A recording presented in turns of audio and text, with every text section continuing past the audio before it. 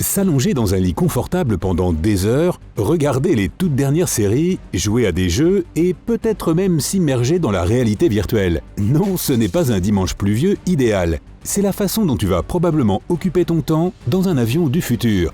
Un vol long courrier peut durer plus de 15 heures et globalement, tu passes une bonne partie de ce temps à essayer de trouver la bonne position pour tes jambes afin qu'elles ne deviennent pas aussi dures que des troncs d'arbres. Et tu anticipes aussi le décalage horaire en essayant de ne pas mourir d'ennui. Il est temps que quelqu'un fasse quelque chose pour remédier à tout ça. Bonne nouvelle, les compagnies aériennes planchent dessus en ce moment même. Nous sommes habitués à ce que les avions aient plusieurs zones distinctes, comme la soute à bagages et la cabine passager. Mais ce découpage pourrait bientôt appartenir au passé. De nouveaux concepts proposent que toutes les sections soient complètement modulaires. Elles pourront être déplacées et adaptées à la situation en quelques heures.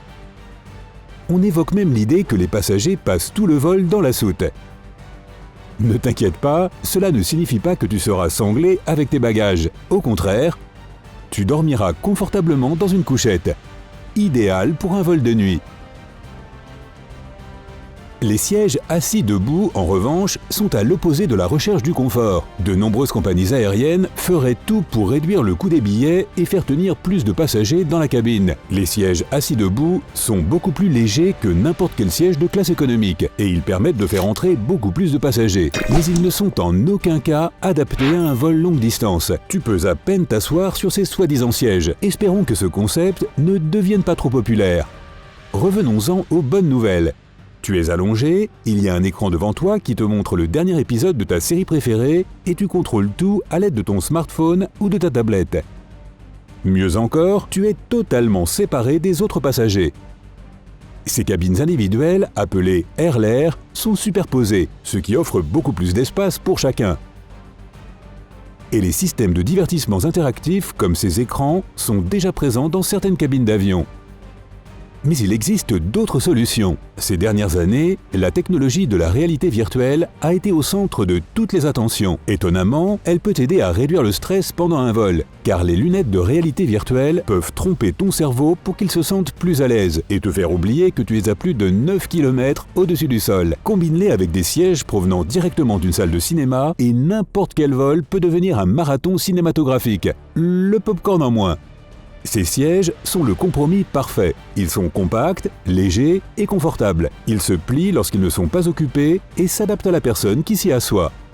Le petit truc en plus parfait à cela serait un son d'excellente qualité. Mais les écouteurs que les compagnies aériennes donnent à leurs passagers laissent encore à désirer. Les futurs sièges de vol résoudront ce problème grâce à un système de son intégré. Il annulera le bruit pour les autres passagers, tandis que tu profiteras d'un son de haute qualité sans avoir à porter de casque inconfortable. Même les vols low cost seront équipés de ce type de système. Les écrans de divertissement incrustés dans les dossiers des sièges sont déjà arrivés. Ils proposent un grand nombre de films et certains te permettent même de choisir et de commander de la nourriture, ainsi que de recevoir des informations sur ta destination. Tes appareils personnels seront également beaucoup plus utilisables sur les vols du futur. Si aujourd'hui, la connectivité peut gravement interférer avec les systèmes de navigation de l'avion, à l'avenir, ces derniers seront beaucoup mieux protégés. Cela signifie que les compagnies aériennes commenceront à proposer le Wi-Fi à bord beaucoup plus souvent. Mais le plus souvent, le meilleur moyen de se divertir est de regarder par la fenêtre et de profiter de la vue. Là, les pilotes sont les plus chanceux. Ils peuvent voir tellement plus de choses que nous. Heureusement, à l'avenir, il y aura une plateforme d'observation dans certains avions. Une section entièrement transparente de la carlingue offrira une vue époustouflante sur le paysage autour de l'avion. Les ingénieurs promettent que cette plateforme d'observation ne gênera pas l'aérodynamique de l'avion et ne sera pas embuée par l'humidité. Il existe déjà des matériaux qui peuvent devenir transparents ou s'obscurcir en quelques secondes. Et ils pourraient être utilisés dans la fabrication des avions. De nouveaux concepts suggèrent que les avions du futur ressembleront encore plus à des oiseaux qu'aujourd'hui. Ils seront beaucoup plus légers, mais tout aussi robustes. Un réseau de structures tubulaires remplacera la coque solide, et entre elles, on pourra mettre n'importe quel matériau léger qui résistera à la vitesse, aux nuages et au vent.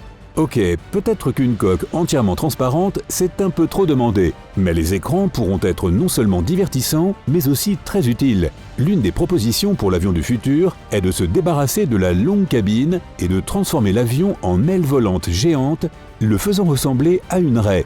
Il n'y aura plus de fenêtres et les passagers seront assis dans quelque chose qui ressemblera beaucoup plus à un cinéma qu'à une cabine d'avion classique. Les fabricants ont douté de cette idée pendant un certain temps, jusqu'à ce que les écrans apparaissent. Ils pourront non seulement diffuser l'image en direct de ce qui se passe à l'extérieur, mais aussi s'adapter pour, par exemple, reproduire le lever du soleil plus tôt ou plus tard, pour s'adapter à l'horaire de la destination. Cela aidera les passagers à mieux dormir et à réduire le décalage horaire. Les constructeurs d'avions ont hâte de pouvoir changer définitivement de carburant. Les nouveaux avions devraient faire beaucoup moins de bruit, n'émettre aucun gaz d'échappement et ne pas gaspiller des milliers de litres par vol. Et grâce aux récentes percées dans le développement des batteries, les avions électriques pourraient enfin voir le jour. Bien sûr, au début, ces avions seront relativement petits, environ 20 passagers au mieux, et ils n'iront pas très loin. Les ingénieurs visent actuellement des vols de seulement 500 km. Mais ce n'est que le début. Certains projets se concentrent uniquement sur des avions de petite taille, comme des taxis électriques pour 5 personnes.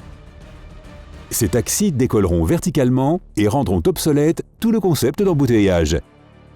Quoi qu'il en soit, le développement des moteurs à réaction électrique et hybride vise à réduire les émissions de carbone de l'aviation de 25% dans les 5 prochaines années. Dotés de nouveaux moteurs silencieux développés par le MIT de Cambridge, on n'entendra pas ces avions en dehors de l'aéroport lui-même. Et la NASA est en train de développer son projet N+3, un système de propulsion d'avion avec 60% d'économie de carburant. L'aviation électrique, quant à elle, est encore un peu hésitante. Les prototypes d'avions électriques feront l'objet de vols d'essai dans les années à venir, mais nous ne les verrons pas de sitôt. Les avions à réaction sont toujours d'actualité, mais ils ne resteront pas les mêmes. Un jour, nous verrons peut-être un avion se mettre à voler à 25 fois la vitesse du son. De la Californie à l'Europe en 1 heure seulement. Et il s'envolera du sol comme le font les navettes spatiales. En parlant de vitesse, sais-tu pourquoi les avions supersoniques sont si peu utilisés dans l'aviation commerciale? À cause du boom sonique. Lorsqu'un avion passe la vitesse du son, il émet un souffle sonore comme aucun orage ne peut en produire. Si toutes les compagnies utilisaient des avions supersoniques, nous vivrions dans un monde insupportablement bruyant. Heureusement, ce n'est qu'un autre défi à relever. La sortie de la Supersonic Green Machine est prévue pour 2030. Elle embarquera des moteurs innovants capables de réduire les émissions d'azote et d'oxygène de 75%. Et sa queue aura une forme de V en caisson, ce qui devrait permettre de masquer les booms soniques. Pour une expérience de voyage encore plus confortable, sans les inconvénients de la vitesse du son, ni des 2,5 G de force projetée sur toi, il y aura une autre option encore plus futuriste. Un concept d'avion en V où la coque est divisée en 2 ailes. Des moteurs à réaction seront placés sur le dessus de l'avion, ce qui rendra les vols beaucoup plus silencieux et confortables. Cet engin sera conçu pour les très longs vols et dans un souci d'économie d'énergie maximale.